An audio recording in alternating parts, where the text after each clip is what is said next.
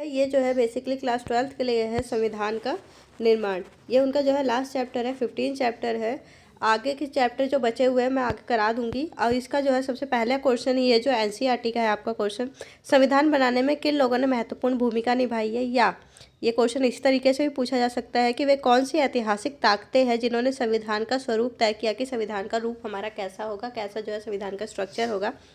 तो सबसे पहली चीज़, संविधान में कितने सदस्य थे? 300 सदस्य थे लगभग। इनमें से 6 सदस्यों की भूमिका सबसे इंपॉर्टेंट रही है। 6 लोगों ने सबसे मेन रोल अदा किया है, जिनमें कौन कौन से हैं? जवाहरलाल नेहरू, वल्लभ भाई पटेल और राजेंद्र प्रसाद। ये 3 सदस्य कांग्रेस के थे। ठीक है, बाकी लोग जो है उनके बारे में हम आगे पढ़ेंगे। अभी जो है फर्स्ट पॉइंट पे चलते हैं। सबसे पहले है कि भारत के संविधान के संदर्भ में जवाहरलाल नेहरू ने जो है इसका एक निर्णायक प्रस्ताव, जिसे उद्देश्य प्रस्ताव कहा जाता है, वो से संविधान सभा में पेश किया था। हमारा जो उद्देश्य प्रस्ताव है कि संविधान बनाने का उद्देश्य क्या होना चाहिए, उसका प्रस्ताव कौन लेकर आए थे? जवाहरलाल नेहरू लेकर आए थे। ठीक है, उन्होंने यह प्रस्ताव भी पेश किया कि भारत का जो राष्ट्रीय ध्वज है वो कैसा होना चाहिए, हमारा नेशनल फ्लैग कैसा होना चाहिए। ये कौन प्रस्ताव लेकर आए? ये भी जवाहरलाल नेहरू लेकर आए। केसरिया, सफ़ेद और गहरे हरे रंग का जो है 3 बराबर चौड़ाई वाली 4 पट्टियों में जो है हमारा तिरंगा झंडा होगा, जिसके बीच में गहरे नीले रंग का क्या होगा? चक्र होगा। और हम सबको पता है कि कौन सा रंग किस चीज़ का प्रतिनिधित्व करता है। केसरिया रंग जो है शहीदी का एक तरीके से, सफ़ेद जो है किसका? शांति का, और गहरा हरा रंग जो है हरियाली का। भारत में खेती बहुत ज़्यादा होती है। ठीक है, और जो गहरे नीले रंग का जो चक्र है वो क्या है? विकास का पहिया है, जो विकास जो है कंटिन्यू जो है चलता रहेगा। क्लियर? इसके आगे ये हो गया जवाहरलाल नेहरू ने क्या भूमिका निभाई है। अब आते हैं सरदार वल्लभ भाई पटेल पे। वो मुख्य रूप से पर्दे के पीछे थे बेसिकली, एक तरीके से जिसे कहते हैं ना, पीछे रह के उन्होंने सारे काम अपने किए हैं। उन्होंने कई रिपोर्टों के प्रारूप लिखने में बहुत खास मदद की थी, और उन्हीं रिपोर्टों को आधार बना के हमारे देश का संविधान लिखा गया है कि किन चीज़ों की समस्या आम लोगों को झेलनी पड़ रही है।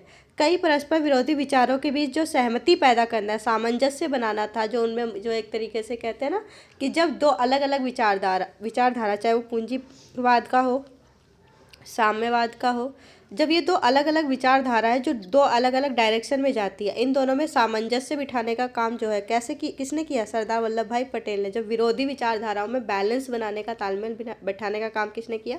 सरदार वल्लभ भाई पटेल ने किया। इसके साथ चलते हैं राजेंद्र प्रसाद। उन्होंने क्या किया? ये संविधान सभा के अध्यक्ष थे। आपसे शॉर्ट क्वेश्चन पूछा जा सकता है कि संविधान सभा के अध्यक्ष कौन थे, तो वो राजेंद्र प्रसाद थे।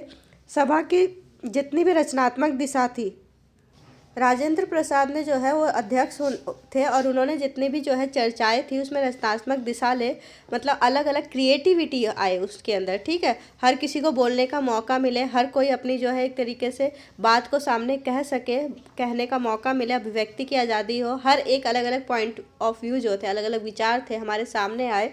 इस बात की जिम्मेदारी किसकी थी? राजेंद्र प्रसाद की थी। क्लियर? इसके साथ अगले सदस्य चलते हैं। जो चौथे सदस्य थे वो है भीमराव अंबेडकर। वे सभा के सबसे महत्वपूर्ण सदस्यों में से एक थे। वो प्रख्यात विद्वता और अर्थशास्त्री भी थे। बेसिकली इन्होंने कानून वगैरह अच्छे से बनाया था, विधिवेता थे, इन्होंने अर्थशास्त्री भी थे ये। ठीक है, अर्थशास्त्र को इको को बहुत अच्छे से जानते थे। अंबेडकर वकील भी थे, प्रस्ताव समिति के अध्यक्ष भी थे। इनफैक्ट जिसे प्रारूप समिति भी कहा जाता है, प्रारूप कमेटी कहते हैं, उसके अध्यक्ष थे ये। मतलब कि भारत का संविधान लिखने का जो प्रारूप है, जो एक रफली फीचर है, उसको लिखने का एक लेखा समिति जिसे कहते हैं, क्या कहते हैं? लेखा समिति जिसे कहते हैं। भारत का संविधान लिखने के लिए जो एक समिति, एक ग्रुप बनाया गया था, उसे लेखा समिति कहते हैं, जिसके अध्यक्ष कौन थे? भीमराव अंबेडकर थे। क्लियर? तो इसके साथ साथ महात्मा गांधी के सलाह पर जो है इन्हें केंद्रीय विधि मंत्री के पद संभालने का न्योता दिया गया था। ये जो है एक तरीके से सेंट्रल जो लॉ मिनिस्टर है वो थे। ठीक है, लॉ मिनिस्टर थे हमारे। क्लियर? इसके साथ जो है प्रारूप समिति के अध्यक्ष थे, मैं बता ही चुकी हूँ, जिसे लेखा समिति भी कहा जा सकता है। क्लियर? इसके आगे चलते हैं और कौन से लोगों ने इसमें जो है अपनी भूमिका निभाई थी। इसके आगे थे के.एम. मुंशी, जो गुजरात के प्रसिद्ध वकील थे। इन्होंने संविधान के प्रारूप को तैयार करने में मदद की थी। और अगले थे सिक्स्थ जो थे अल्लादी कृष्ण स्वामी अय्यर, मद्रास के प्रख्यात वकीलों में से एक थे। इन्होंने संविधान के प्रारूप में जो है महत्वपूर्ण सुझाव दिए थे। इन 6 महत्वपूर्ण सदस्यों में से 2 प्रशासनिक अधिकारियों ने भी सहायता की थी। मतलब इनके अलावा ये जो 6 सदस्य थे, ये तो मंत्री थे, बेसिकली नेता थे, राजनेता थे। ठीक है, ये जो है क्लियर जो है विधायिका में अपनी बात कहते थे। लेकिन इनके अलावा 2 प्रशासनिक अधिकारी थे जो सरकारी अधिकारी थे, ठीक है, प्रशासनिक मतलब सरकारी कामकाज करने वाले लोग प्रशासनिक अधिकारी थे, उन्होंने भी महत्वपूर्ण भूमिका निभाई। जैसे BN राव ने भारत सरकार के संवैधानिक सलाहकार थे। उन्होंने अन्य देशों के साथ राजनीतिक व्यवस्थाओं का गहन अध्ययन किया और इस पर चर्चा की कि दूसरों के साथ जो है हमारे पॉलिटिकल जो रिश्ते हैं वो कैसे होने चाहिए। उस पर किसने अध्ययन किया था? BN राव ने किया था। इसके साथ अगले हैं SN मुखर्जी। ये योजनाकार थे, ठीक है। जटिल जितने भी प्रस्ताव थे या वैदिक भाषा को जो है एक तरीके से व्यक्त करने के लिए क्षमता इन्होंने बहुत अच्छी थी, ठीक है। ये बिल्कुल कहते हैं ना कि कानूनी भाषा जो है इस्तेमाल करते थे अपने वाक्यांश, जितने भी इन्होंने भाषण वगैरह दिए थे अपनी बातों को कहने के लिए। अंबेडकर के पास जो है सभा में संविधान के प्रारूप को पारित करने की जिम्मेदारी थी कि प्रारूप है संविधान का वो कैसा होना चाहिए, अंबेडकर तय करेंगे। इस काल में जो है ये कहा जा सकता है कि कुल मिला के 3 वर्ष लग गए थे। इस दौरान हुई बहुत सारी चर्चाएं, मुद्रित रिकॉर्ड 11 भारी भरकम जो खंड है उसमें प्रकाशित किए गए हैं। जितनी भी डिबेट्स वगैरह हुई है वो जो है संविधान नाम की जो किताब है उसमें जो है 11 अलग अलग पार्ट्स के रूप में क्या की गई है, इसको प्रकाशित की गई है, पब्लिश कराई गई है। अगर किसी को संविधान बहुत डिटेल में पढ़ना होता है तो वो उसे पढ़ सकता है कि किस कानून को हमारे संविधान निर्माता क्या सोच के लेकर आए, ठीक है, उनके क्या विचार थे। इसके आगे अगला क्वेश्चन है, ये भी NCERT का ही है। पंडित जवाहरलाल नेहरू द्वारा पारित आदर्श प्रस्ताव की जो विशेषताएं हैं वो बताइए। क्या संविधान सभा के निर्माण में पश्चिमी प्रभाव देखने को मिलता है? पश्चिमी प्रभाव से हमारा क्या मतलब है? यहाँ पे पश्चिमी प्रभाव का मतलब है कि जो ब्रिटेन था या जो पश्चिम के जो देश थे, जो विकसित देश थे, उनका प्रभाव देखने को मिलता है। इसके साथ साथ जो है उद्देश्य प्रस्ताव में किन आदर्शों पर जोर दिया गया है वो भी हम देखेंगे। ये सारा एक ही क्वेश्चन है, किसी भी तरीके से पूछा जाए, ठीक है, आप आराम से कर लेंगे। इसके साथ सबसे पहली चीज़ देखते हैं कि जो है 13 दिसंबर 1946 में जवाहरलाल नेहरू ने संविधान सभा के सामने क्या पेश किया? उद्देश्य प्रस्ताव हमारा पेश किया, जिसमें संविधान के नियमों का संक्षिप्त विवरण, मतलब छोटा विवरण, जिसे समराइज कहते हैं ना, कि किसी भी चीज़ को छोटा करके लिखना या बताना, तो उन्होंने उद्देश्य प्रस्ताव में भारत का संविधान छोटा करके संक्षिप्त विवरण दिया। यह उद्देश्य प्रस्ताव भारत के संविधान का आधार बना, उसकी आधारशिला बनी, उसका जो है कहते हैं ना नींव रखी गई थी। और वो नींव क्या थी भारत के संविधान की? जवाहरलाल नेहरू का उद्देश्य प्रस्ताव उस हमारे संविधान की नींव था। क्लियर? इसके साथ इसमें क्या क्या बातें की गई है? सबसे पहला, भारत के नागरिकों के लिए स्वतंत्र संप्रभुत्व अर्थात लोकतांत्रिक व्यवस्था की मांग की गई है, जहाँ पे भारतीय नागरिकों का खुद का प्रभुत्व होगा, स्वयं प्रभुत्व, खुद का प्रभुत्व, खुद का कंट्रोल होगा, स्वतंत्रता होगी। भारत के नागरिकों को न्याय, समानता, स्वतंत्रता का आश्वासन दिया गया कि ये 3 चीज़ें तो हर एक नागरिक को दी ही जाएंगी, ठीक है। और इसके साथ साथ भारत का अल्पसंख्यक समुदाय, जो पिछड़े या जनजातीय क्षेत्रों में जो दमित लोग रहते हैं, जिनका दमन किया गया है, जो दलित लोग हैं एक तरीके से कहा जा सकता है, अन्य पिछड़ा वर्ग जो है, उनकी रक्षात्मक सुविधाएं दी जाएंगी, रक्षा की जाएगी, ठीक है। ऐसी सुविधाएं संविधान में बनाई जाएंगी जिसके अंतर्गत क्या बनाया गया हमारे संविधान में? आरक्षण की व्यवस्था की गई है कि उनके अधिकारों की रक्षा हो। क्लियर? ताकि वे फिर भी किसी प्रकार के शोषण का शिकार ना हो सके, जैसे कि उनसे लाखों वर्षों तक होता आया है। क्लियर? ऐसा नहीं है कि सिर्फ अंग्रेजों ने ही उनका शोषण किया, बल्कि उससे पहले भी हमारी जो पुरानी परंपराएं चलती आई है उसकी वजह से उनका शोषण हुआ है। और आप ये फर्स्ट बुक के चैप्टर में पढ़ के आ चुके हैं महाभारत वाले टॉपिक में, ठीक है। इसके आगे चलते हैं। पंडित जवाहरलाल नेहरू ने अपने भाषण में कहा कि भारत का संविधान अर्थात हमारे लोकतंत्र की रूपरेखा हमारे बीच होने वाली चर्चाओं से ही उभरेगी, मतलब जितनी भी डिबेट होगी संविधान सभा में उसी से भारत का संविधान वो हमारे सामने उभर कर आएगा, उससे अलग कुछ नहीं होगा।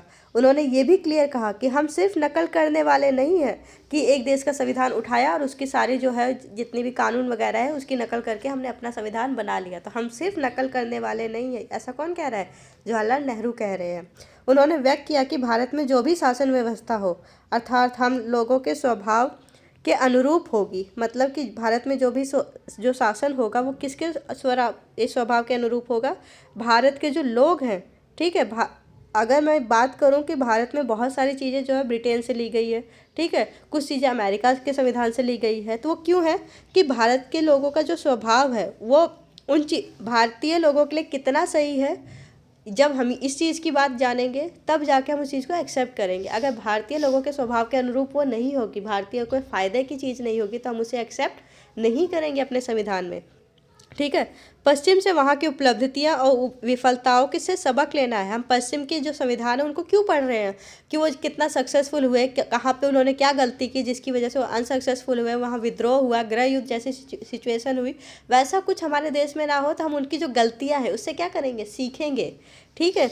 हमें याद रखना चाहिए कि पश्चिमी समाजों में अन्य स्थानों पर हुए जो प्रयोग है उनसे बहुत कुछ सीखना पड़ रहा है और लोकतंत्र की अपनी अवधारणा बदलनी भी पड़ी है।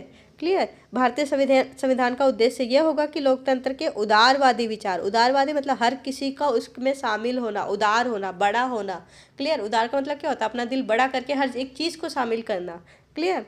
तो आर्थिक न्याय के समाजवादी विचारों को एक दूसरे से समावेश किया जाएगा, कि आर्थिक न्याय होगा। ऐसा नहीं होगा कि एक जो है बहुत ज़्यादा अमीर होगा या सारी संपत्ति सिर्फ सरकार के हाथों में आ जाएगी, ऐसा कुछ नहीं होगा। ना पूंजीवाद को हम जो सपोर्ट करेंगे ना समाजवाद को।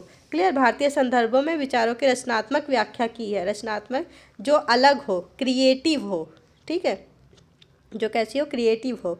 संविधान सभा में कम्युनिस्ट सदस्य सोमनाथ, अब इसमें देखिए संविधान सभा में एक जो है कम्युनिस्ट सदस्य है। कम्युनिस्ट एक विचारधारा है, मैं आपको पहले ही बता चुकी थी कि कम्युनिस्ट जो है विचारधारा को मानने वाले लोग को कम्युनिस्ट कहा जाता है। बेसिकली जहाँ पे ये माना जाता है कि जितने भी अमीर लोग हैं वो शोषण करते हैं और जो गरीब लोग हैं, जो मजदूर है, उनका शोषण होता है। और एक दिन उनकी सिचुएशन तभी बदलेगी जब वो गरीब या मजदूर वर्ग जो है अमीरों के खिलाफ क्या करेगा, विद्रोह कर देगा। ठीक है। क्लियर। ऐसे और इसी विचारधारा को मानने वाले कौन थे, सोमनाथ लहरी थे। उन्होंने संविधान सभा की चर्चाओं में ब्रिटिश साम्राज्यवाद का स्याह दिखाया कि ब्रिटिशर्स ने कैसे उनका जो एक तरीके से डिस्ट्रॉय किया हमारे देश को, वो बताया। जवाहरलाल नेहरू के नेतृत्व में अंतरिम सरकार शासन तो चला रही थी। ये बात याद रखिएगा कि अगर मैं बोलूँ 1947 में अंग्रेज़ भारत से चले गए, तो क्या आप ये सोच सकते हैं कि सिर्फ और सिर्फ जो है उसी टाइम पे हमारे देश में चुनाव हो गया और एक नई सरकार बन गई? ऐसा तो नहीं हुआ ना। चुनाव उसके कई साल बाद हुआ। इनफैक्ट 1950 में जाके हमारा संविधान लागू हुआ था, 1950 में। तो ये जो टाइम पीरियड था इसमें शासन कौन चला रहा था, तो देश में जो मेन लीडर थे, जो स्वतंत्रता सेनानी थे, जो बड़े बड़े नेता जिनकी बात पूरा देश मानता था, उन्होंने मिलके एक अंतरिम सरकार का गठन किया था। क्लियर। शासन तो चला रही थी उस समय, उसने सारा काम जो है वायसराय तथा लंदन में बैठी ब्रिटिश सरकार की देखरेख में करना पड़ता था। लेकिन वो अपने अंतरिम सरकार अपने शासन का जो ब्यौरा है वो किसको भेजती थी, लंदन में भेजती थी। वायसराय जो वहाँ बैठा था, ब्रिटिश सरकार जो थी। क्लियर। लहरी के ने अपने साथियों को समझाया कि संविधान सभा अंग्रेजों की बनाई हुई है। उन्होंने क्या कहा कि संविधान सभा अंग्रेजों की बनाई हुई है। अब अंग्रेजों की बनाई हुई अगर कोई सभा होगी तो उसमें किसकी बातों को जो है महत्व दिया जाएगा, अंग्रेजों की बातों को महत्व दिया जाएगा। और वह अंग्रेजों की योजना को साकार करने का काम कर रही है। कौन साकार कर रही है अंग्रेजों की योजना को, जो हमारी संविधान सभा है वो। क्लियर। इसके आगे हम चलते हैं। लोकतंत्र की सफलता के लिए मुसलमानों को राजनीतिक क्षेत्र में भागीदारी दी जाए, ऐसा लोगों का मानना था। राजनीतिक व्यवस्था में वे अपनी भागीदारी कर सके, अपनी पहचान बना सके। इसके साथ जयपाल सिंह जो है पृथक निर्वाचिका के हक में नहीं थे, जिस कारण उन्होंने भी जो है बी पोकर की विचारधारा का विरोध किया। ये कुछ अन्य जो है विचारधारक हैं। इसके आगे हम चलते हैं नेक्स्ट क्वेश्चन में, कि ये भी जो आपकी एनसीईआरटी का ही क्वेश्चन है। जवाहरलाल नेहरू ने द्वारा पारित किए गए उद्देश्य प्रस्ताव के संदर्भ में समाजवादी विचारक, समाजवादी जो समाज को जो है ज़्यादा महत्व देता है, समाजवादी विचारधारा के बारे में आपने पढ़ा होगा कि यूएसएसआर में कौन सी विचारधारा के लोग थे, साम्यवादी समाजवादी विचारधारा के, जहाँ पे संपत्ति का अधिकार किसके हाथों में होता है, समाज के हाथों में होता है, सरकार के हाथों में होता है। ठीक है। एनजी रंगा के विचार बताए जाएंगे, या रंगा द्वारा जो अल्पसंख्यकों की अवधारणा को कैसे परिभाषित किया गया, या केवल इस प्रस्ताव से काम नहीं चलेगा, चलने वाला है।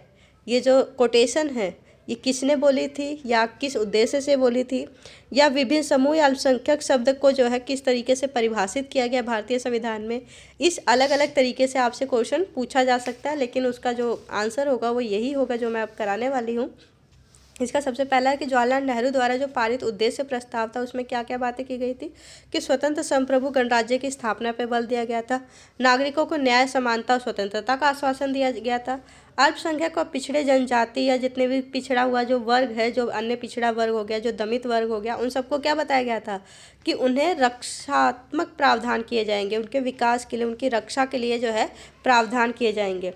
किसान आंदोलन के नेता जो समाजवादी विचारक थे एनजी रंगा, उन्होंने उद्देश्य प्रस्ताव को सही बताया, परंतु उन्होंने क्या स्पष्ट किया?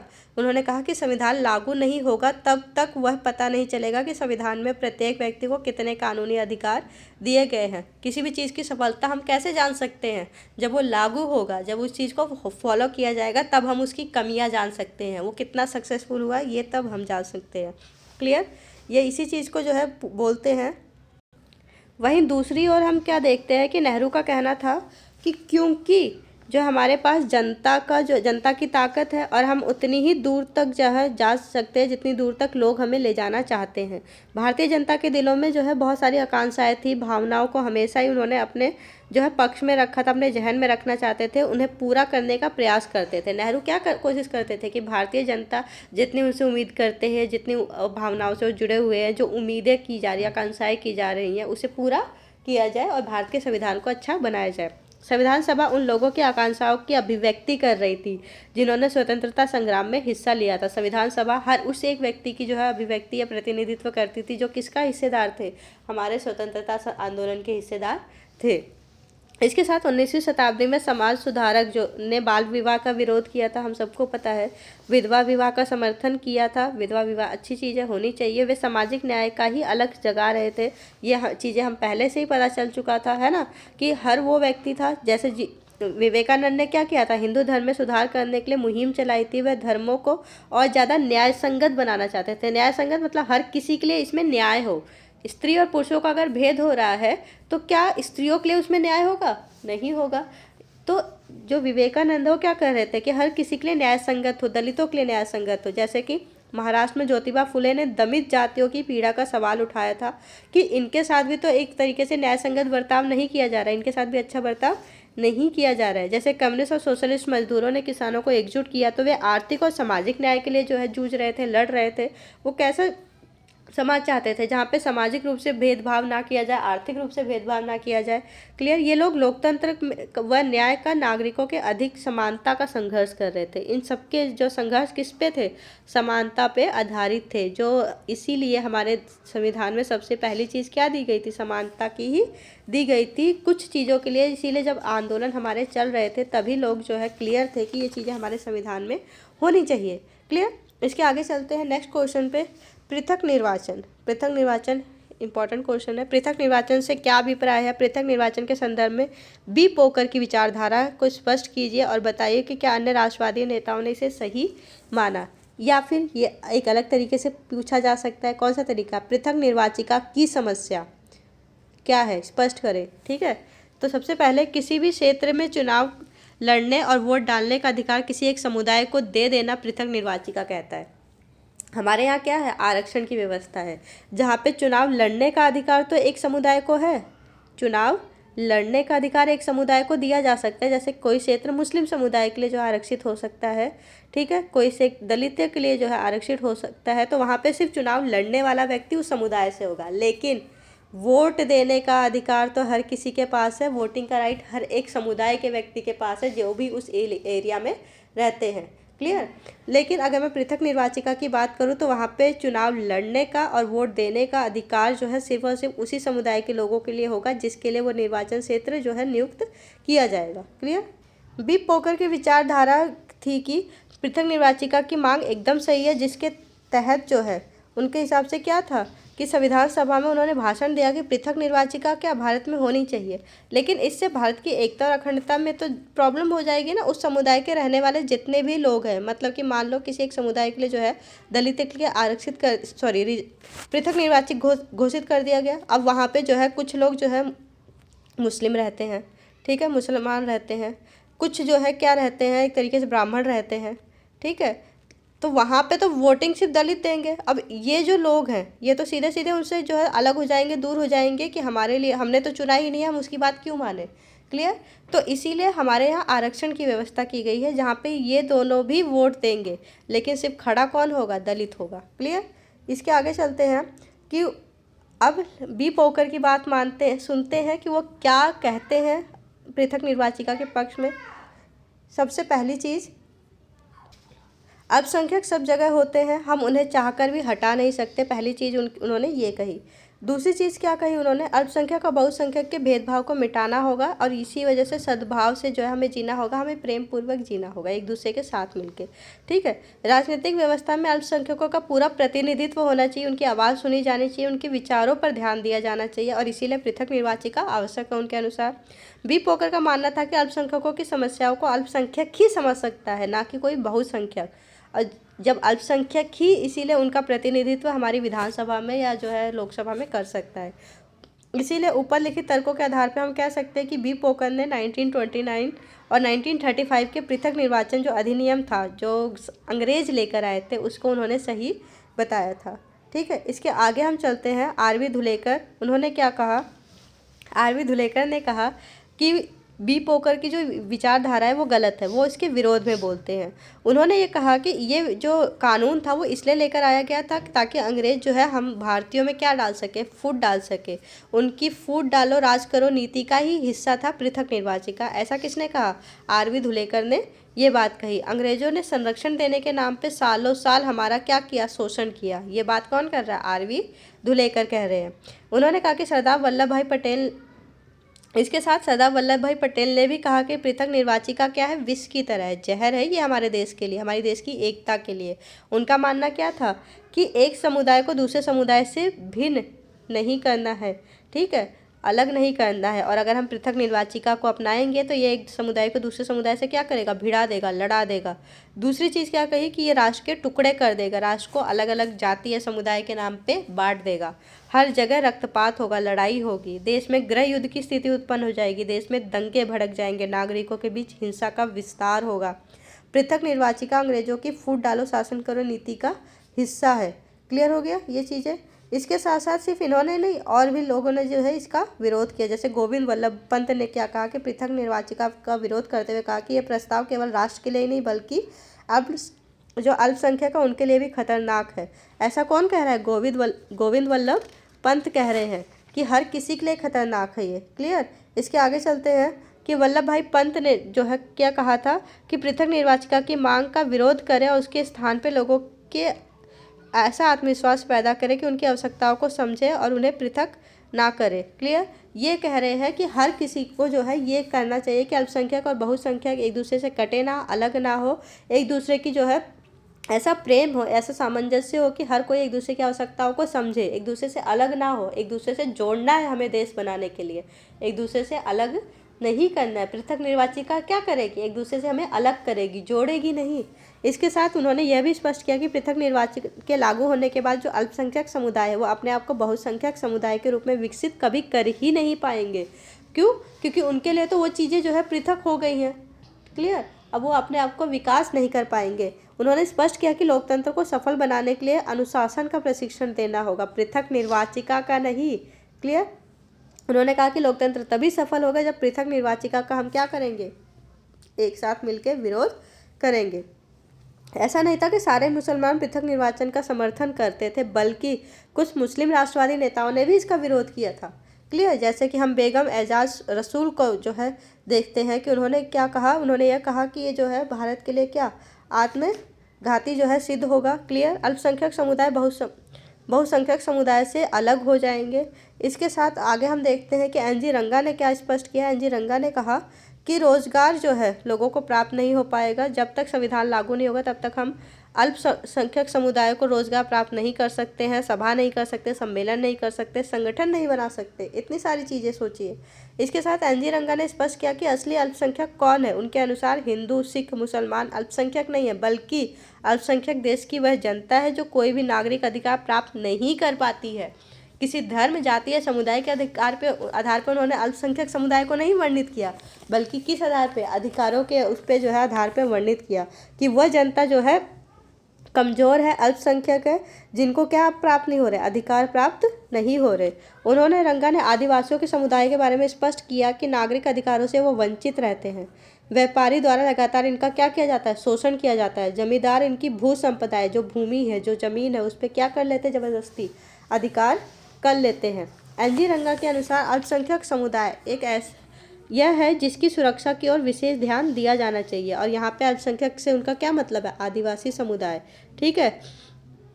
उनका कहना था कि जवाहरलाल नेहरू ने के इस प्रस्ताव में जो प्रस्ताव जिसमें यह कहा गया कि अल्पसंख्यकों के लिए रक्षात्मक प्रावधान करने चाहिए। ये बात हमने कहाँ पढ़ी है? जवाहरलाल नेहरू के उद्देश्य प्रस्ताव में पढ़ी है।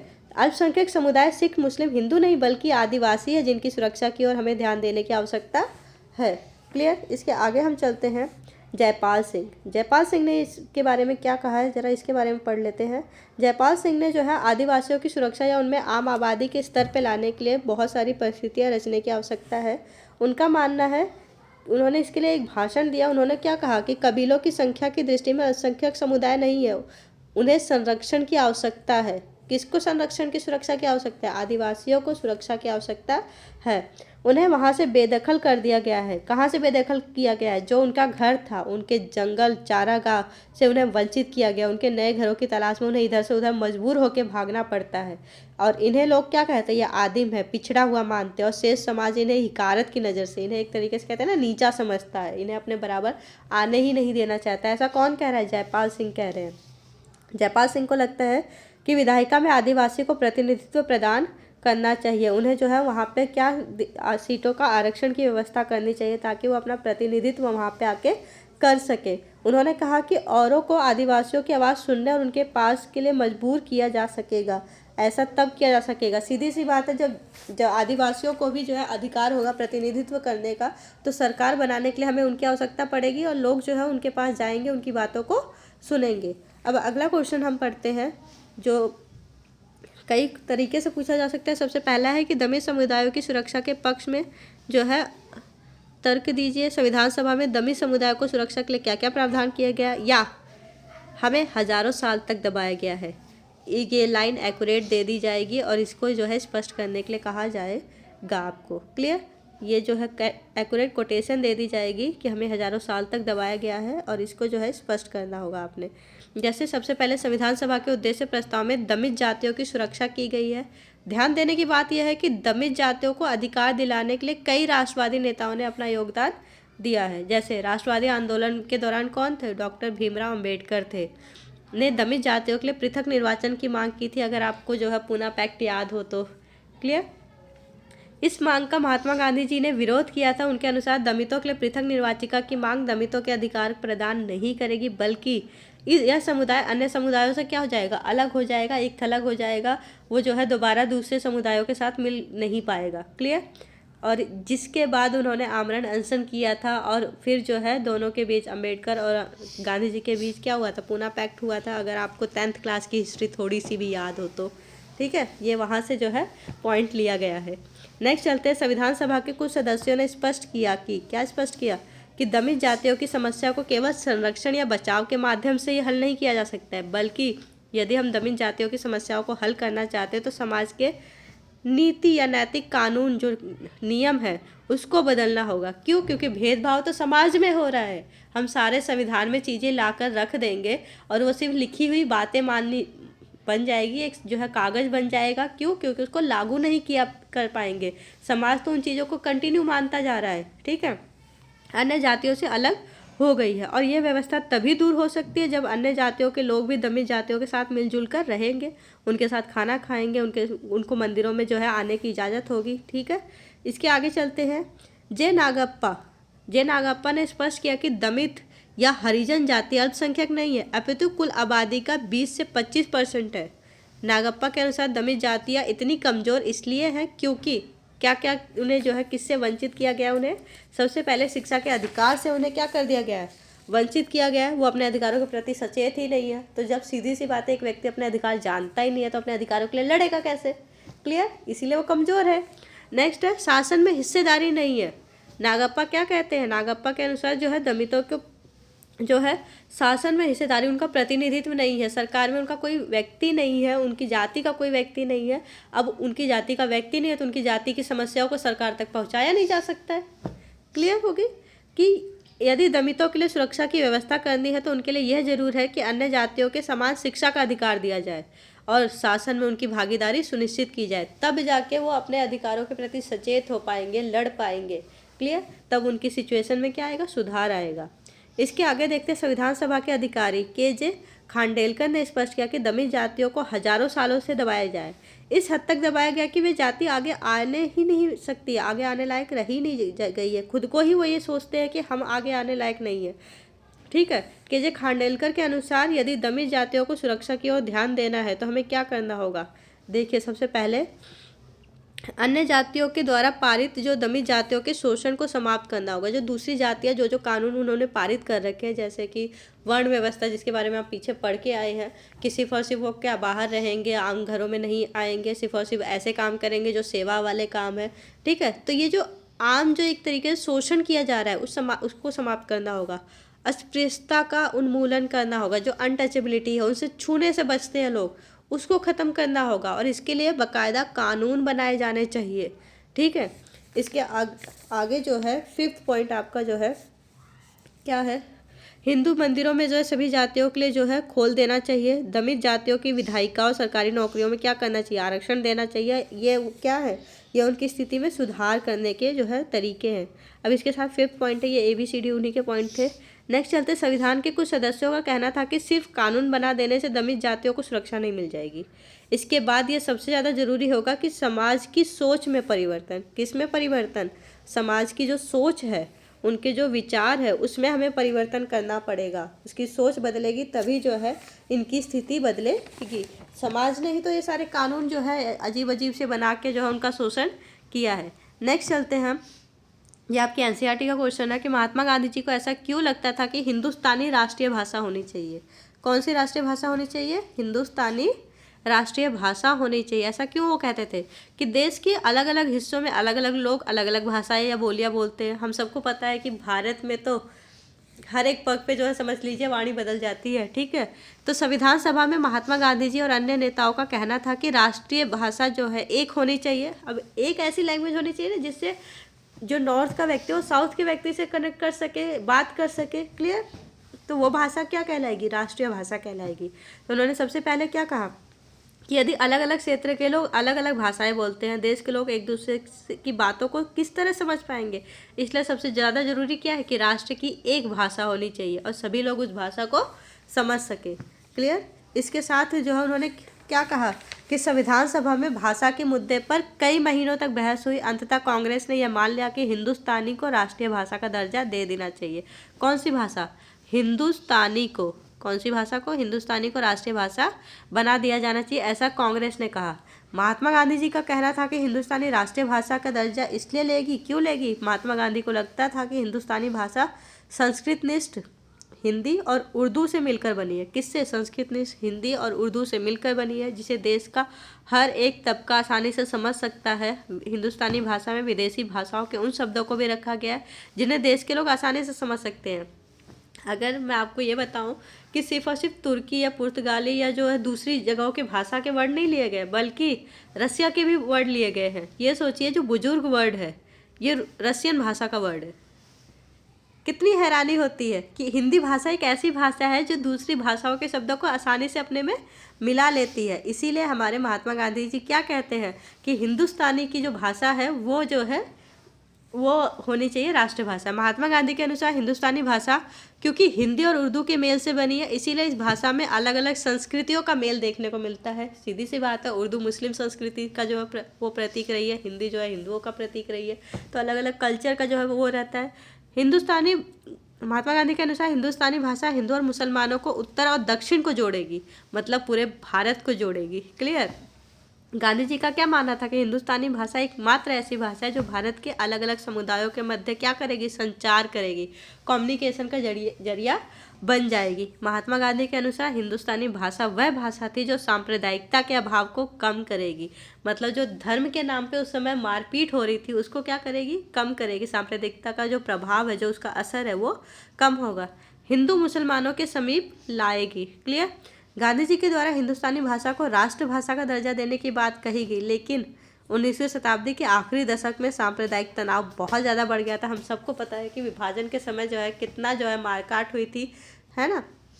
तो आखिरकार इन कारणों से हिंदी और उर्दू भाषा एक दूसरे से अलग होती गई उर्दू भाषा किसके करीब चली गई, फारसी के करीब चली गई, उससे घुल मिल गई। और हिंदी भाषा जो है वो संस्कृत शब्दों को जो है वहाँ पे महत्व दिया जाने लगा, संस्कृत भाषा के शब्दों को महत्व दिया जाने लगा।